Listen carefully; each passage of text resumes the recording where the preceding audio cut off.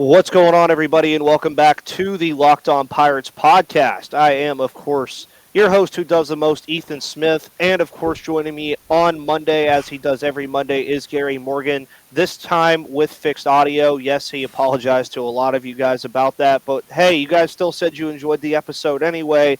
And on today's episode, we're just going to talk about, once again, the Pittsburgh Pirates have finished another week of baseball. We're going to talk about everything that we've liked, what we haven't liked, why it's early in the season, and why most of this stuff doesn't really matter in the grand scheme of things anyway, and what we could see from this first long road stand from the Pittsburgh Pirates that features games against the Milwaukee Brewers and Chicago Cubs in Milwaukee and Chicago. But as you see on the bottom of the screen, thank you for making me your first listen of the day every single day here on the Locked On Podcast Network, where you can find episodes Monday through Friday. That is my apology for last week. I had a long week last week, so I am making that promise to you that I might even do 7 episodes this week. I might have released one on Saturday and Sunday too. Who knows? But thank you guys for making me your first listen of the day every single day here on the Locked On Podcast Network. And today's episode, of course, is brought to you by the wonderful people over at BetOnline. It is where the game starts, but more on them later. And let's get into today's episode. You are Locked On Pirates, your daily Pittsburgh Pirates podcast. Part of the Locked On Podcast Network, your team every day.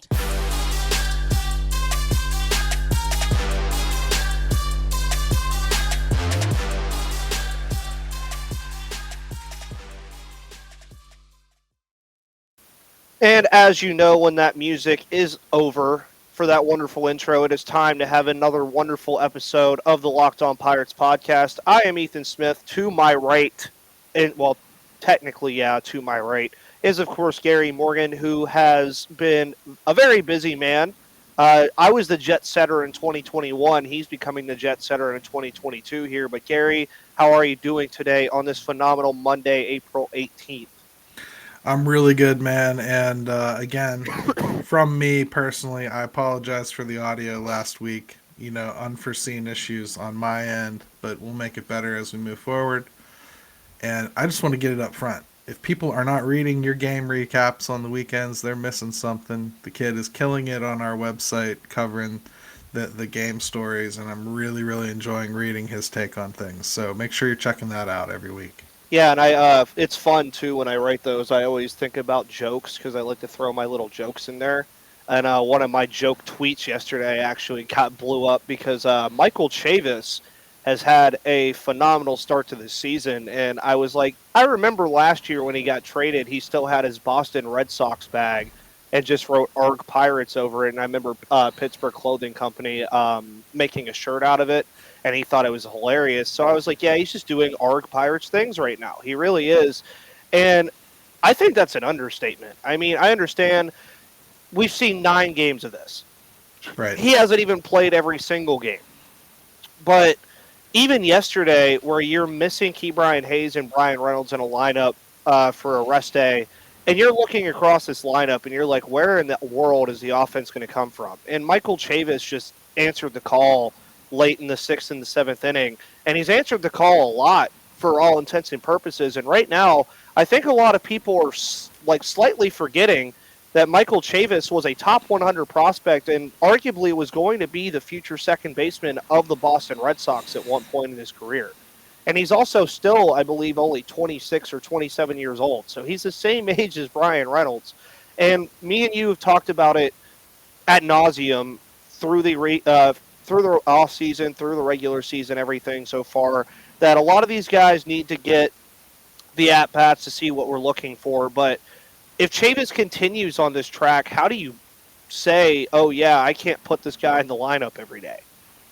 I mean, eventually you don't, right? Mm-hmm. I mean, eventually, you know, a player wins out and gets to play more. But I think Michael Chavis has done nothing but answer the bell. He's played well in the field. I mean, really well at third base yesterday. He probably saved the game yesterday defensively before he saved it offensively. Yeah.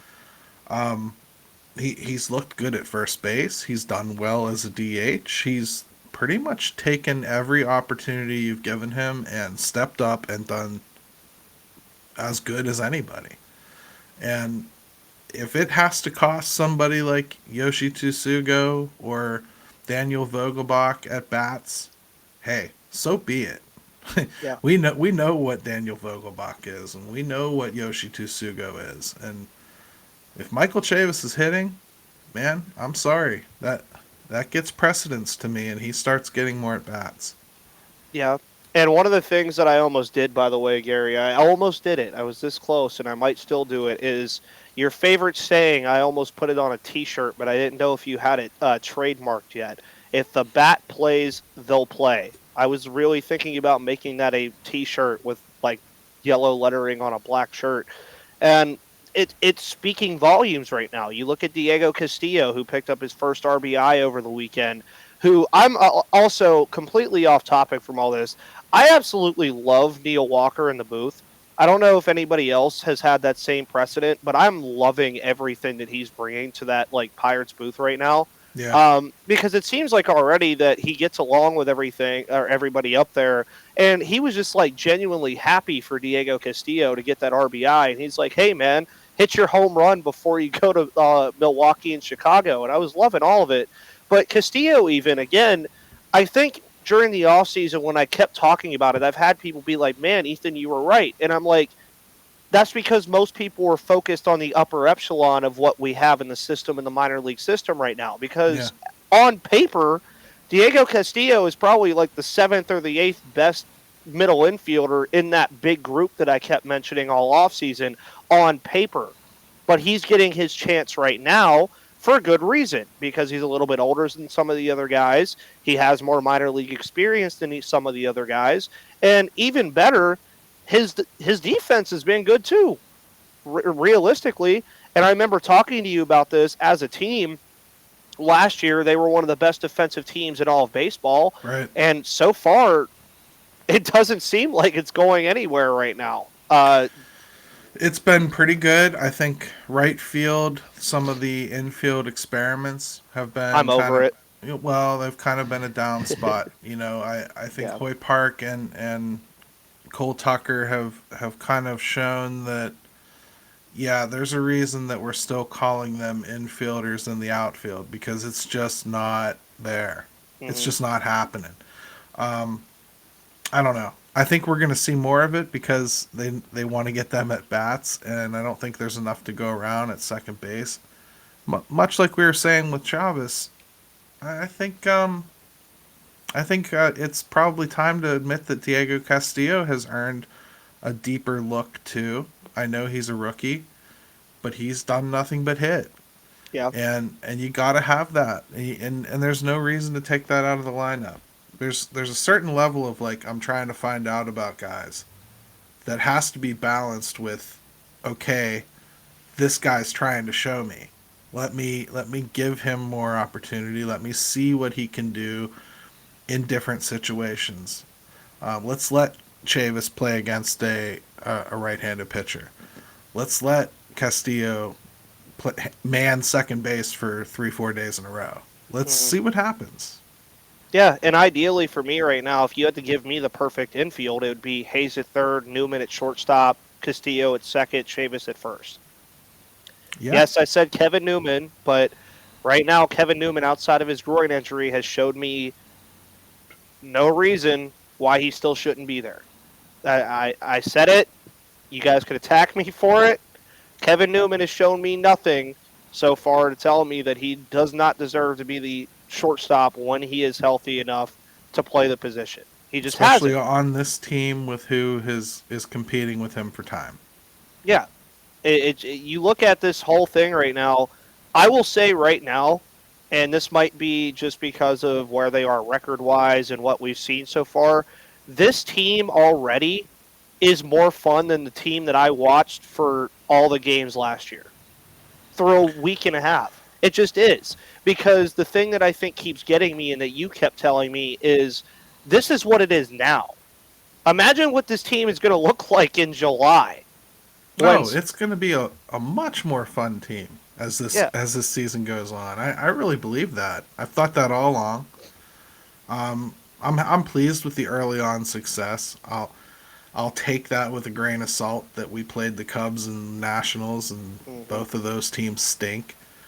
9 of the next 13 are going to be against the Brewers and Padres. So let's pump the brakes on worrying about the record and Yep. thinking they're going to outplay everybody now. I think a rude awakening is probably on the horizon here. Hmm. But for right now, I have to like the way that the bullpen in particular has come together a little bit better than I think a lot of people thought it would. Hmm. And the pitching staff, the way they're handling it, I kind of get the impression that the starters being a little inferior isn't going to kill them. So let's see. Let's see what happens here for a minute. I think they have a chance to overachieve a little bit. Oh, yeah. And we'll get more into the bullpen and the pitching staff here in a minute. But before we do that, if you guys want to go make some money on the NBA playoffs, the NHL playoffs, of course, are slowly approaching. And I know you Penguins fans are kind of upset because Jari is hurt right now. I never thought I'd see the light of day that Penguins fans would be upset about that. But hey, if you want to go bet on the Penguins or the Pirates or the National Basketball Association playoffs, which were absolutely nuts yesterday, make sure you go to BetOnline. BetOnline.net is your number one source for all your betting stats and sports info. Find all of the latest sports developments, league reviews, and news, including this year's basketball playoffs and the start of the Major League Baseball season. BetOnline is your continued source for all of your sport wagering information, from live betting to playoffs, esports, and more. Head to the website today or use your mobile device to learn more about the trends in action. And of course, BetOnline is where the game starts. And you kept mentioning about the bullpen, and that has been the talk of the town, honestly, with Derek Shelton, who last year I think mismanaged the pitching staff horribly. 2020, he couldn't do much about. 2021, I even still give him a pass. What is he supposed to do with pitchers that pitched 5 games the previous year before that? It's tough. But now you look at what he's doing this year, and a lot of people are saying they keep, again, for right reasons, looking at the bullpen. The bullpen has been phenomenal. Will Crow apparently has found himself a spot there if he continues to do what he's doing. I think Sam Howard, when he comes back, is going to be a very good piece as well. I know he's rehabbing right now in Bradenton. David Bednar and Chris Stratton have looked relatively okay. I mean, well, Stratton has looked kind of, yeah, but Bednar has looked fine. But when you look at these starters, yeah, they're giving up runs. I mean, they're giving up runs every once in a while. But the one thing that I'm seeing that I didn't see last year is, oh crap, I just gave up 3 runs. My start's over. Like I'm It's a just gonna little go bit out of there and throw. pushback that you didn't Yeah, see from them last year, and I think an underrated reason for that is potentially um, Perez. I yeah, really think that he is probably above Jacob Stallings when it comes to really, really controlling his pitchers in game. yeah, Jacob was great at helping to formulate a plan, stick to the plan, and if the pitcher could execute the plan, there was nobody better. Perez is more okay. Quintana doesn't have it today. He's not hitting his spots. He's consistently low. Let me set the target a little higher. hmm, Let me like coax him into hitting the right spot by intentionally having him aim at the wrong spot. It was something I watched evolve even just yesterday in the game. I don't think Quintana's stuff got measurably better. I think Perez's game calling got measurably better. He stopped the bleeding and was able to like turn it into a decent performance for a starter. That is invaluable. yeah. Invaluable. And we've seen him now do it with Brubaker. We've seen him do it with Keller. We've seen him do it with Quintana. We've seen him do it with Wilson. Hmm. The only one that hasn't needed it was Thompson so far. Yeah, yeah, and I agree 100%. And that's one thing where fool me one time, shame on you. Fool me twice, I put the blame on you. Everybody knows what song that's from. Everybody knows where that's from. You traded Jacob Stallings, and a lot of people ripped that trade apart. But so far, by the way, I'm going to go ahead and tell you, if you get the chance to watch Kyle Nicholas play baseball right now, you make sure you turn those games on MILB.TV. That man is electric right now. Connor Scott even has been phenomenal. Zach Thompson in his first start looked good. That trade, a lot of people ripped it apart and said, why did we do this? There's a voided catcher. But insert Roberto Perez here, and the reason I said the fool me one time thing is you did that and you kind of left a void behind him. You're starting Andrew Knapp as the backup catcher. That should say enough. But when Henry Davis is ready, and I understand Perez is on a 1-year deal and there's a possibility of value, like him being very valuable at the deadline if his team's not contending and stuff like that. But if there's a chance that you could go up to Roberto Perez and say, hey, bud, you've already thrown money at Reynolds and Hayes. Hey, man, you want to come back for 2 years, $5 million? Yeah, he'll be a lot older, but could you imagine when Henry Davis comes up that he learns like what you were just alluding to about setting the zone higher and where you want it to go and like doing that in-game adjusting from Roberto Perez to Henry Davis, who arguably from what I've heard needs a little bit of help defensively? He can certainly try to teach him, but there's no replacing a decade of experience. And No. yeah, if they wanted to try to hold on to him, I'd have less of a problem with the Stallings move. Yeah.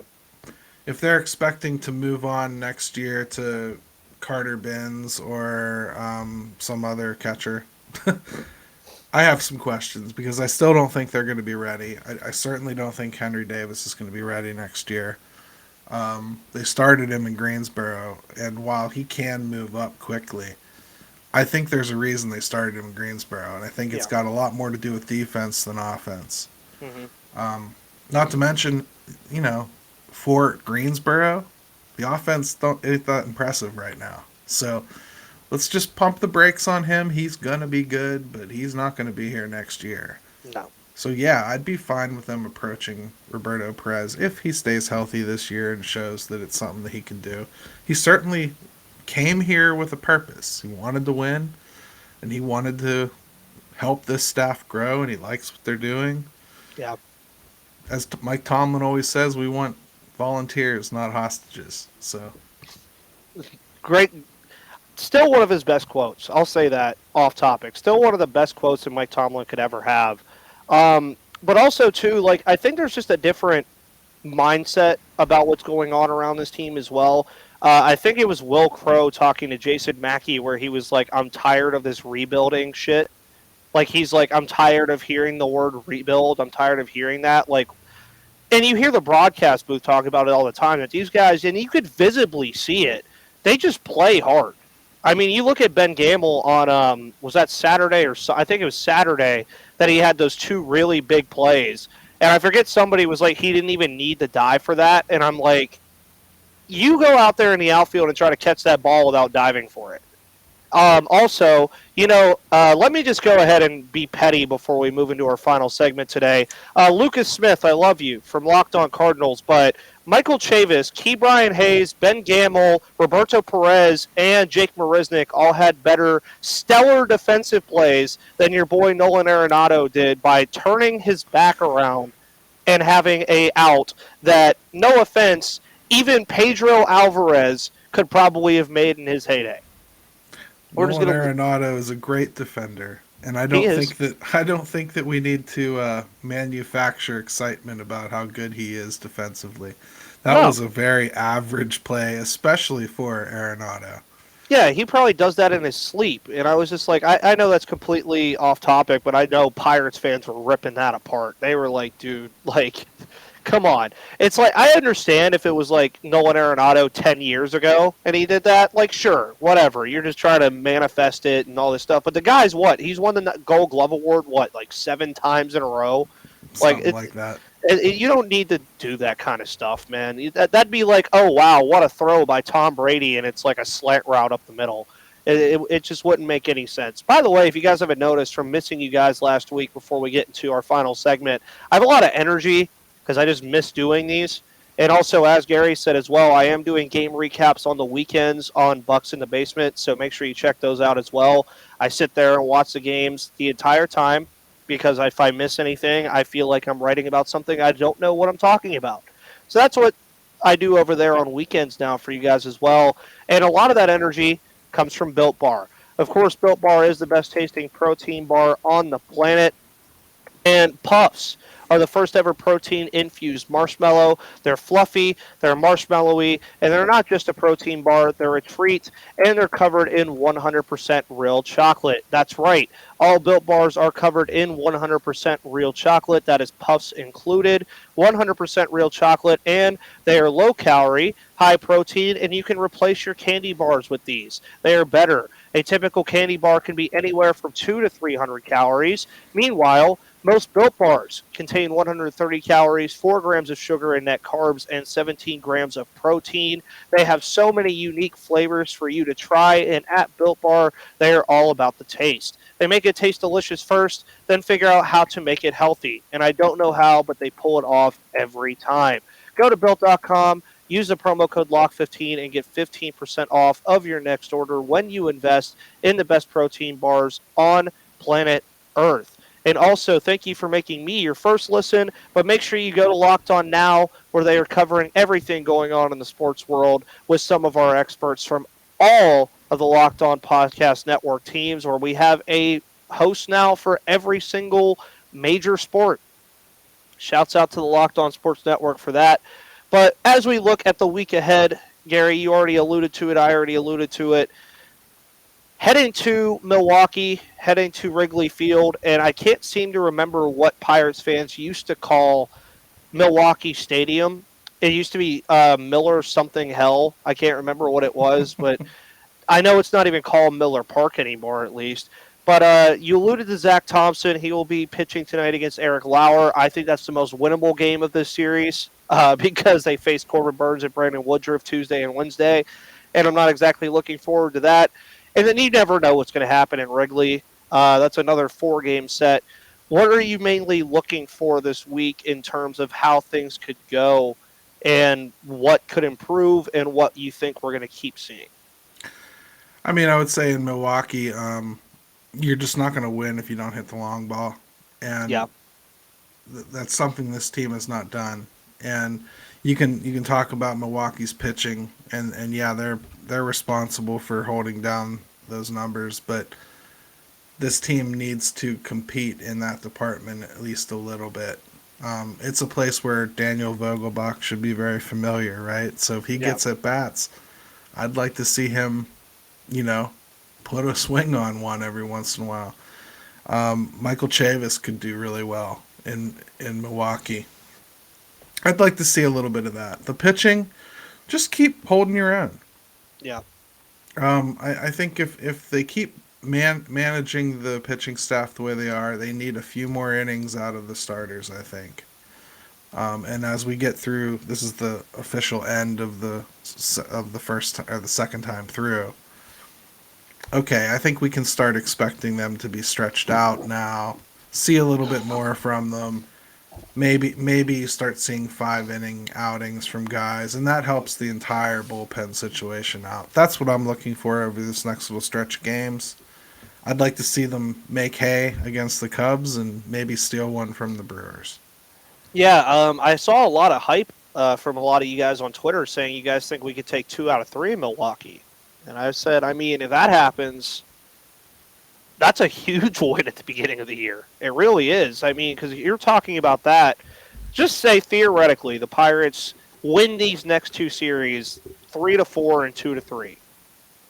2-3 would put them at 7-5. 3-4 would put them at, can't do math, 10-6.